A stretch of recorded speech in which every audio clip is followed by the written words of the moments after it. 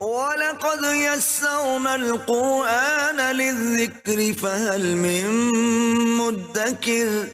اور بے شک ہم نے قرآن کو نصیحت کے لیے آسان کر دیا ہے، تو کیا کوئی نصیحت قبول کرنے والا ہے؟ بسم اللہ الرحمن الرحیم۔ عزیز طلباء و طالبات، اس موڈیول میں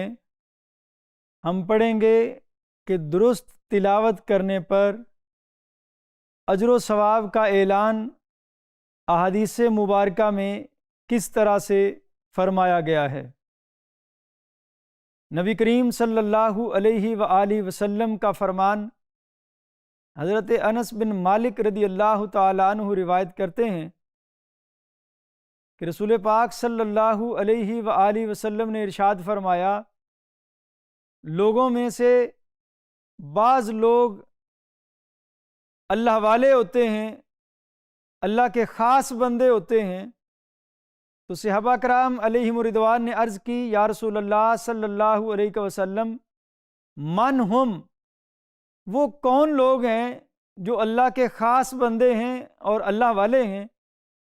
تو آپ نے ارشاد فرمایا، ہم اہل القرآن و خاصتہ، جن کو اللہ قرآن کی دولت عطا فرماتا ہے، جن سینوں کو قرآن کی تعلیم کے لیے پسند فرما لیتا ہے، وہ اللہ والے اور اللہ کے خاص بندے ہوتے ہیں۔ تو جو قرآن پاک کو درست انداز میں سمجھتا ہے، سمجھاتا ہے اور عمل کی کوشش کرتا ہے،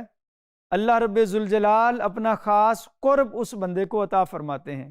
تو عزیز طلباء طالبات، جب آپ درست انداز میں قرآن پاک پڑھیں گے اور جو وہ مفہوم آپ سمجھیں گے، پھر عمل کی کوشش بھی آپ کریں گے، تو یقیناً اللہ پاک اپنی رحمت سے اپنے چنیدہ بندوں میں آپ کو شامل فرما لے گا۔ دوسری حدیث مبارکہ حضرت